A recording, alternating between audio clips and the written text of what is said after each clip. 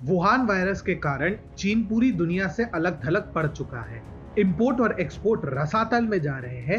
औपनिवेशिक मानसिकता के कारण अधिकांश देश उसके शत्रु बन चुके हैं।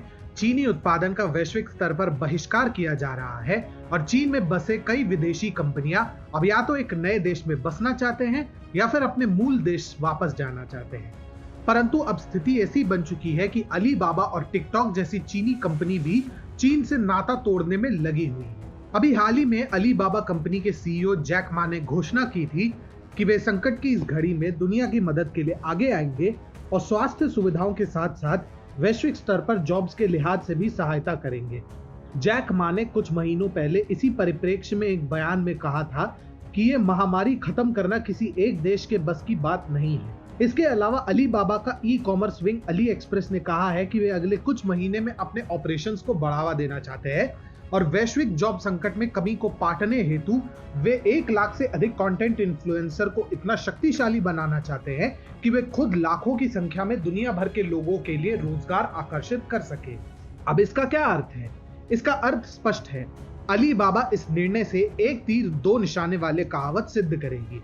एक तो वह वैश्विक रूप से अपनी सक्रियता बढ़ाएगी और दूसरा उसे चीन से टिकटॉक की भांति अपना बोरिया बिस्तर समेटने में आसानी भी होगी। परंतु ऐसा क्यों है?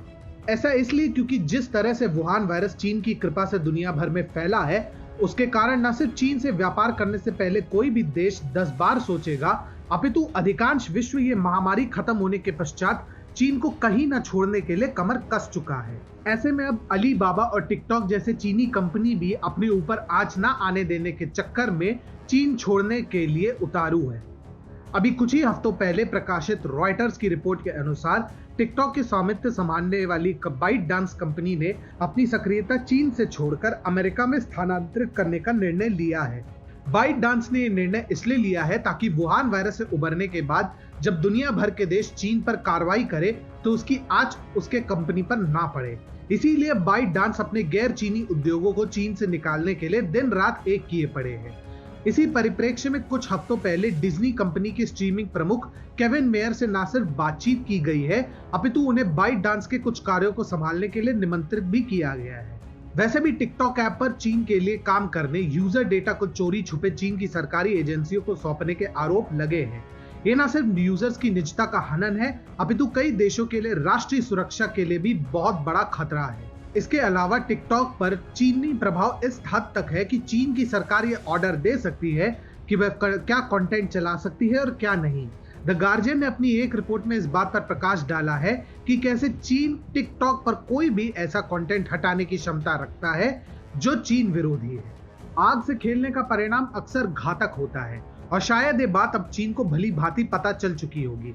एक के बाद एक आर्थिक झटके खाने के बाद अब उसके खुद के कंपनी चीन से पलायन कर रहे हैं, जो निसंदेह जिनपिंग प्रशासन के लिए शुभ संकेत नहीं है।